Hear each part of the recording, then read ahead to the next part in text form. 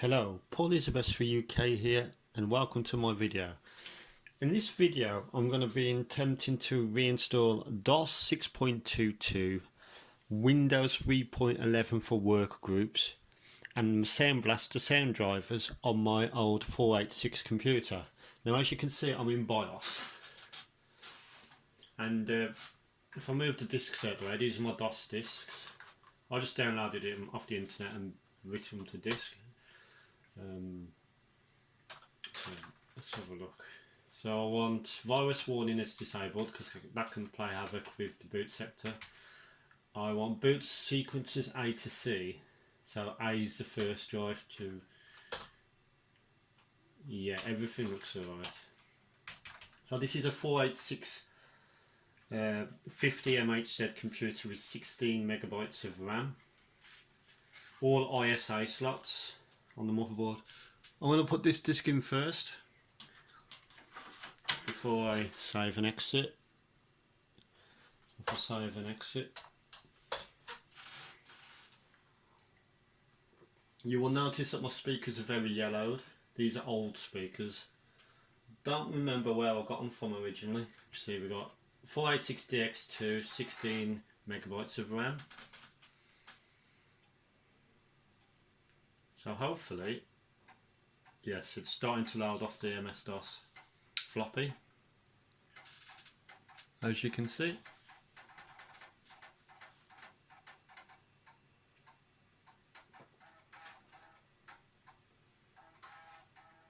You can probably hear the disk drive in the background.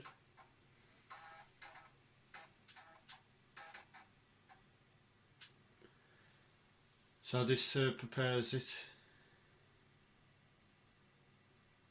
So first I'm going to exit this because I've already got stuff on this drive, but I want to clean install it because it's all messed up. So I'm just going to have a look and F this first. Can you see that all right on the screen? I'm not sure. F this bad command or file name. So we've got a 2 GB partition as primary and an extended one as almost 6 GB, which is quite overkill for 486, but as FAT16 can only address 2 GB, I've got it partitioned into a D, an E and an F, but all I want to do, that's all done, that's all ready. All I want to do is format C. I'll do as a quick format. DOS 486, yeah, that'll do. Okay, so we've got a blank drive now. So if I go back into the A drive, set up, hopefully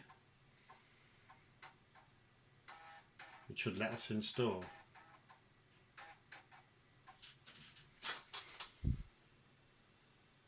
So if I install now, well, I'm going to need United Kingdom because that's where we are.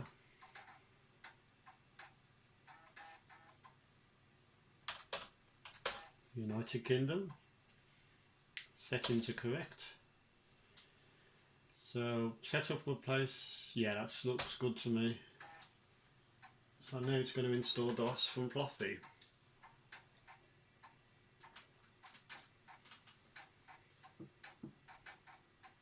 Yeah, this will take a while. So I'll fast forward the disc so you don't have to wait. Sorry, I'll fast forward the movie so you don't have to wait. The video, I won't call it a movie. I've got I had one of them Dolce Gusto machines for Christmas, coffee machines. Very nice coffee.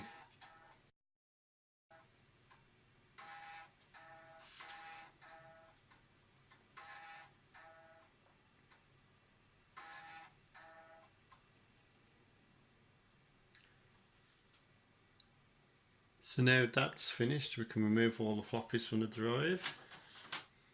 Press enter. And hopefully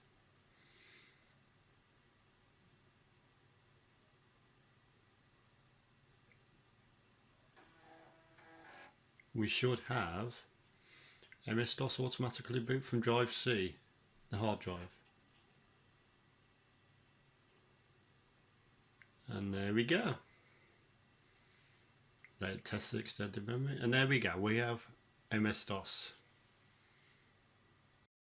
Right, so that's complete. So on disk 1 I also put OG CD-ROM.sys and ctmouse.exe cute mouse. So I'm going to copy them to the C.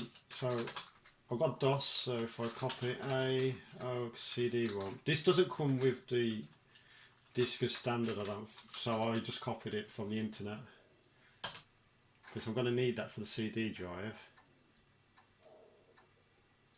and also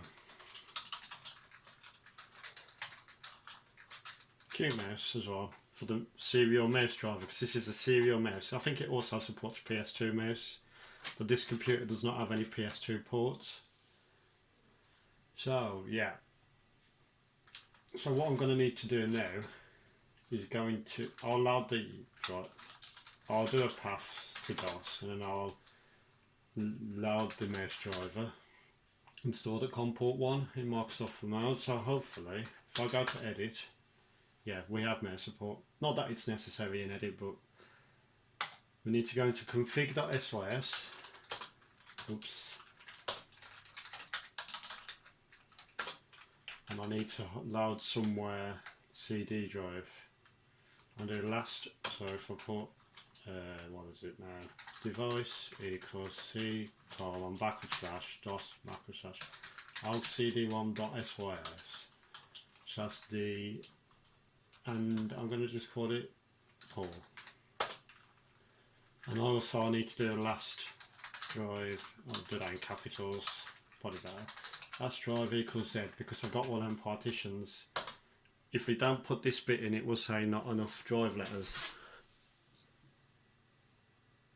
So I'll save that.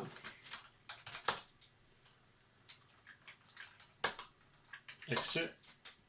Control Alt and delete to reset, and hopefully it should load in the CD drive driver, because I'm going to need the CD driver, because I've actually got Windows 3.1 on this disk, save using all them floppies. I've got no spare floppies anyway, and I've got the Soundblaster, it's an AWE64 ISA sound card, so that's the Soundblaster drivers. So as you can see, there's my CD driver, so I can then MSCDX and I've got to call it Paul, and there you can see we've got drive G, so that's the CD drive working. So if I put the Windows 3.11 disk in, we should be able to install Windows 3.11 for Workgroups. This computer has also got an ISA based NIC. Let's see if it finds the disk. Yeah, there we go. It's got the old DOS game Lemmings 3, because I wanted to try that because I've never heard of it before. It's got Windows 3.1 and Windows 3.11 for Workgroups. Windows 3.11 for Workgroups is the one I want because it's got network support, and like I said, it's got the motherboard's got a NIC plugged into it, ISA based, NE2000 compatible. A lot easier doing it this way than trying to do it from floppy. So I'll just run the setup program, and here we go. So we'll check for previous version. Sorry about the squeaking, it's watch out, it needs a bit of WD-40 on it.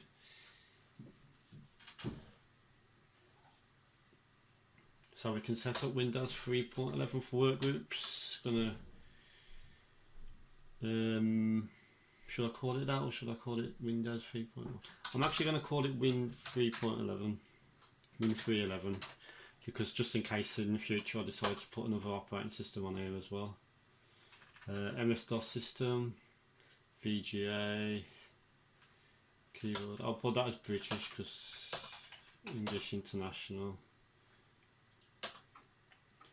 So now it's copying the files. This takes a lot longer on floppy, but when you do it from CD it's pretty fast. And there's now disk swapping, Because what I've done is I've just got all the floppy disk files and just put them into one folder and then just burnt that to a disk.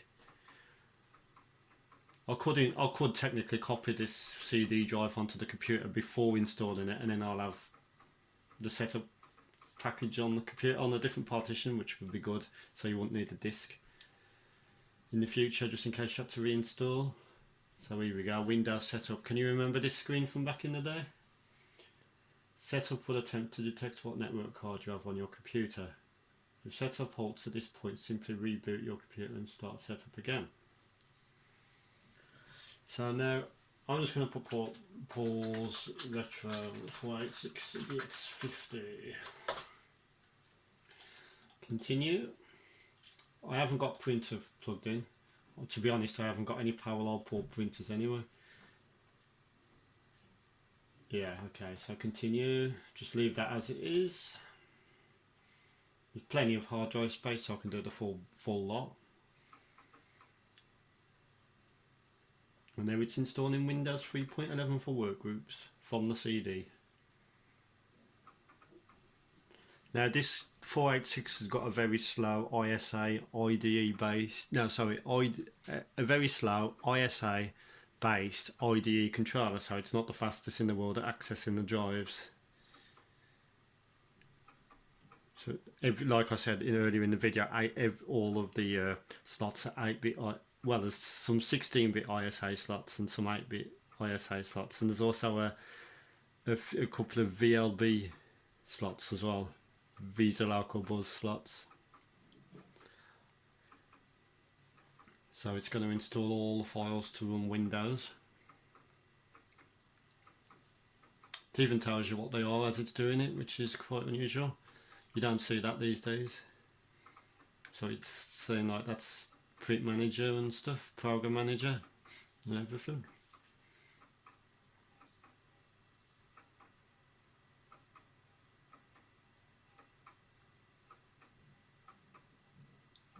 You can actually get IDE to CF card adapters, so you can change the hard drive to solid state storage, but I'm using a proper vintage mechanical drive in this. Well, it's not vintage, I think it's about 10 gigabytes, so probably from the early 2000s.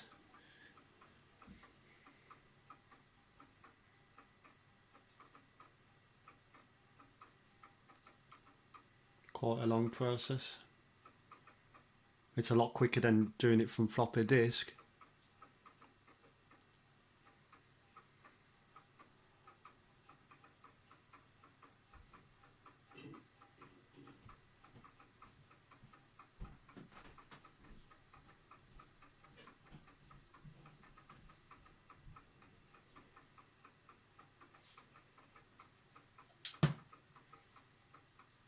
Nearly done now. This would have been involved about 6 or so disk swaps if you did it from floppy, as you can probably remember. Much easier to put it onto a CD first. Winworld.com has got all the Windows operating systems from back in the day. It's also got DOS on it as well. So if you need Windows or DOS. So yeah, here we go. So we can add a network now. What we got? Now, none of that's really useful for me at the moment. I'm not going to bother with a network setup for this video.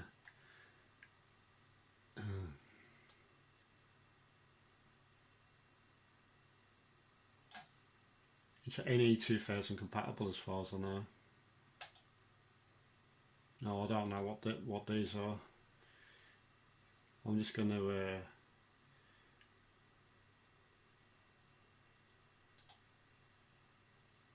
remove it for now because I'm not sure what the IRQ settings are. So just, maybe I can detect. No, cancel. Yes. Okay. So now it's going to install the network. I'll do the network setup configuration at another time.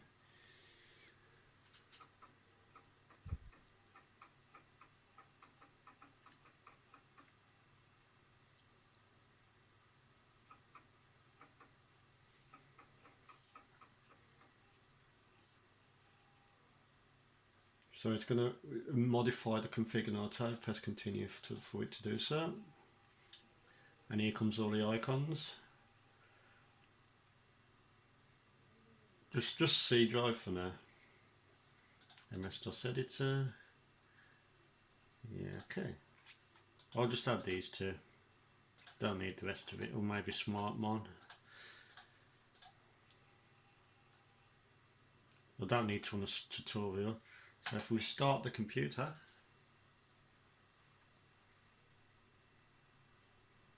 go ahead and take the CD-ROM out.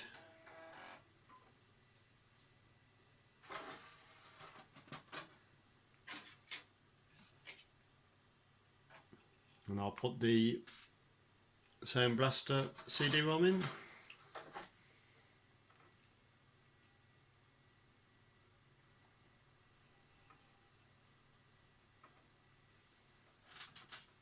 Now I'm going to have to, we've already got the hard drive because we did that earlier. I'm going to have to do the poll again, MSC, because I haven't included that in auto-exec.bat yet.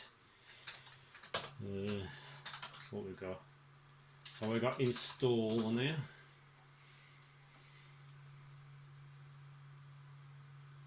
So this should install the Soundblaster drivers. With any luck.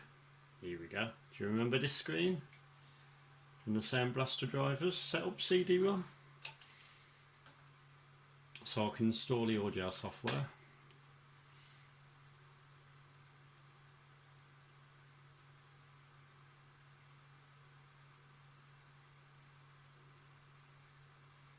So it's going to install the creative configuration manager for us. Proceed.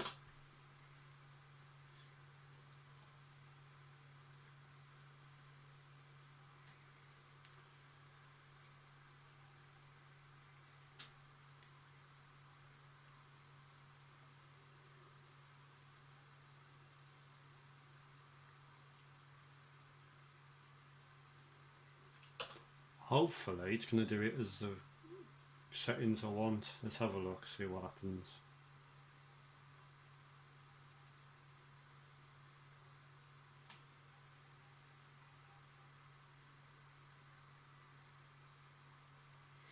Didn't even tell me which ones it was going to do. So it's going to look at modifying the auto-exec to include the drivers for the sound card.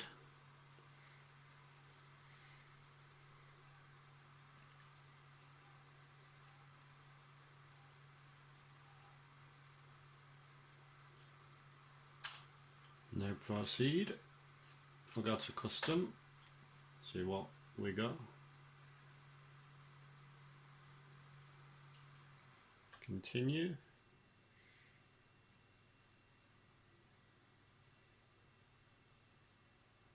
Yes, I do need that.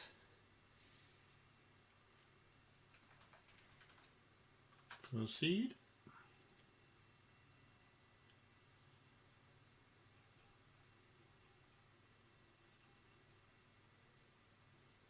Now perfect settings 220 for the bass I/O, MIDI 330, interrupt for or IRQ 5, DMA 1 and high DMI 5. That's good settings. That's most games will run from that.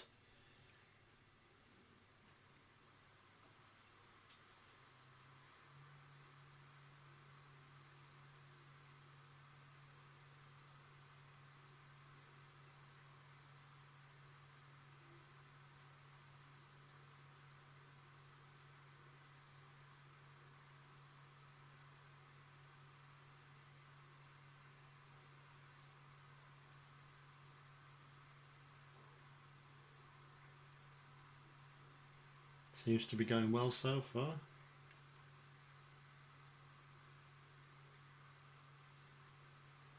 Now this bit takes a long time, so I'm just going to jump cut.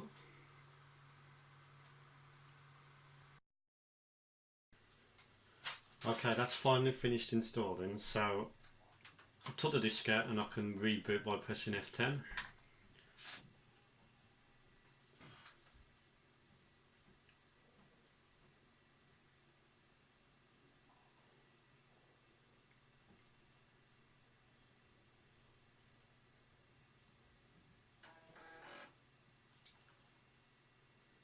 hopefully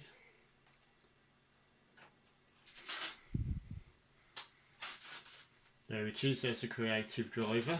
It's found it. Successfully configured 3 of 3 creative plug and play devices.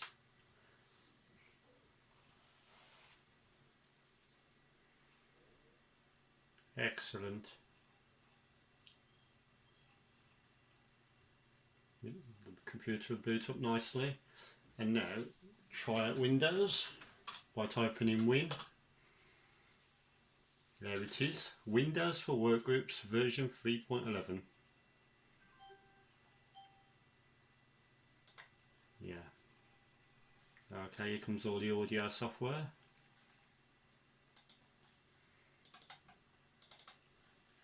So hopefully, turn it up a bit.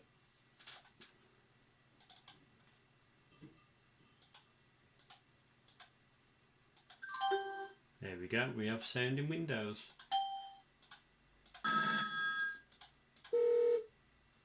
So yeah, that's the Windows part of it. You can see all the let's have a look. Audio software.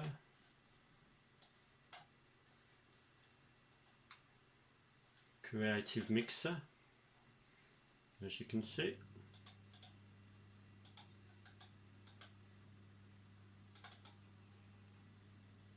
Some various other programs and stuff.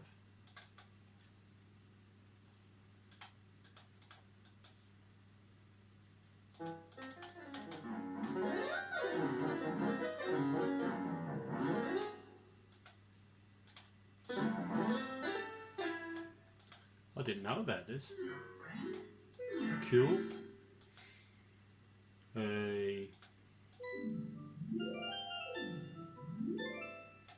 That's pretty cool, that is. Anyway, one more thing I'll do before I wrap this video up is try and get Lemmings 3 to work. So as I said earlier, Lemmings 3 is on this disc. Now, I started Windows without loading in the MSC DX CD-ROM driver, so I'll exit to DOS and load that up.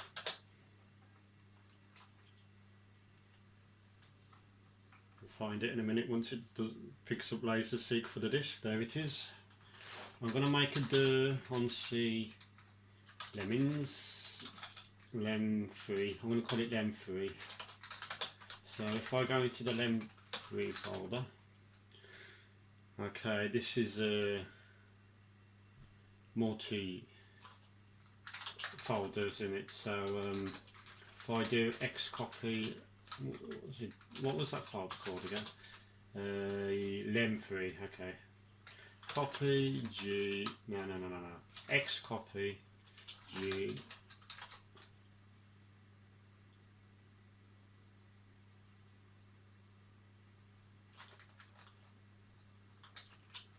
X copy, I think it's E, G Lem3, C Lem3. Here we go. So that will copy all the folders from Lemmings onto the hard drive.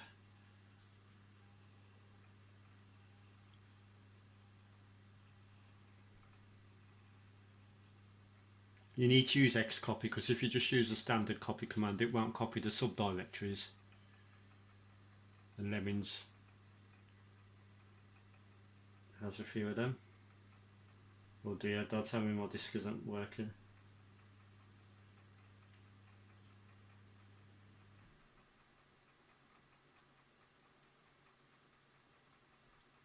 Thinking about it.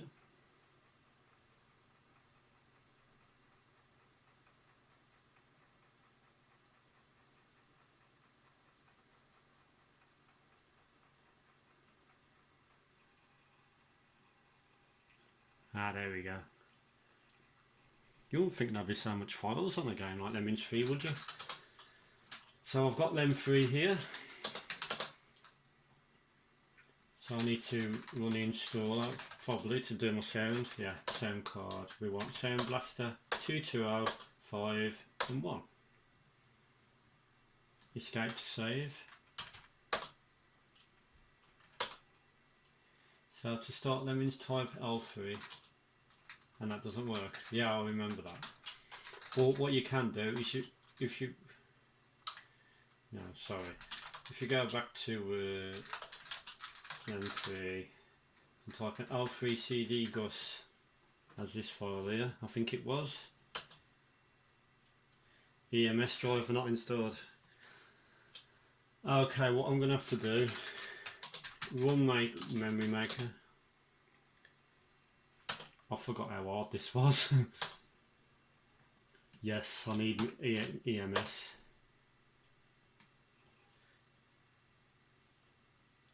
Make sure there's no disks in the floppy drive and restart.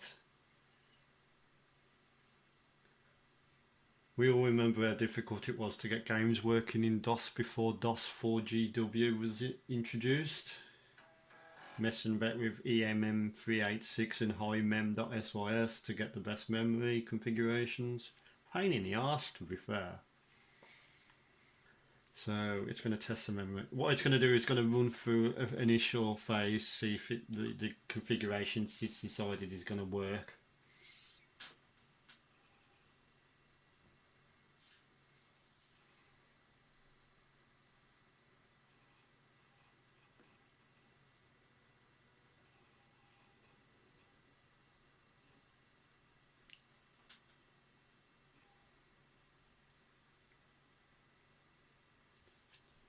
Now it's going to restart again.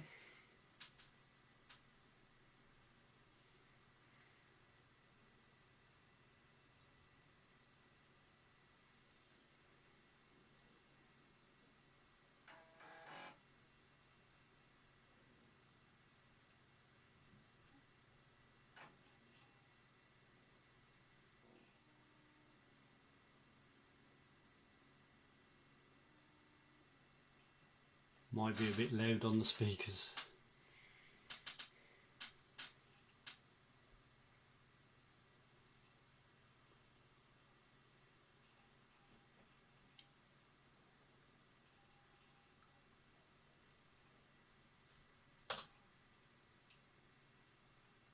So it's given us 597 of conventional memory and expanded memory is enabled. Okay, so hopefully that will give us the memory required to run Lemmings 3. Oh, one thing I need to do, loud, high, cute mouse. You're going to need a mouse driver from Lemmings, of course. L3 CD Gus. Well, that's a good start.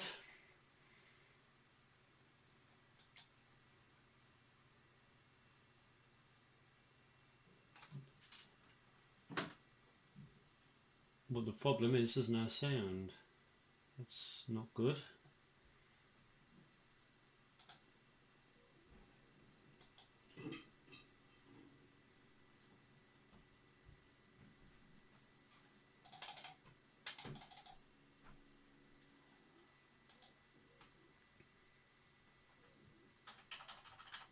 I'm not sure how you exit to DOS on this. Quick game. That's how. So it does say Soundblasters here, but for some reason, why didn't that work if Soundblast?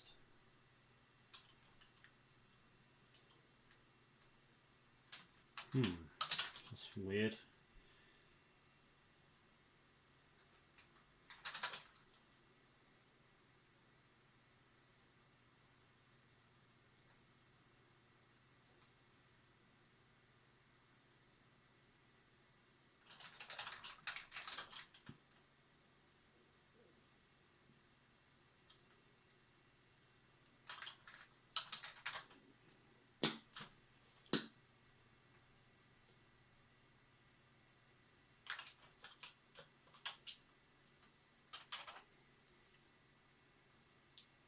And that's just made it crash. Anyway, so we didn't quite get there with Lemmings 3. We're going to have to wrap it up now.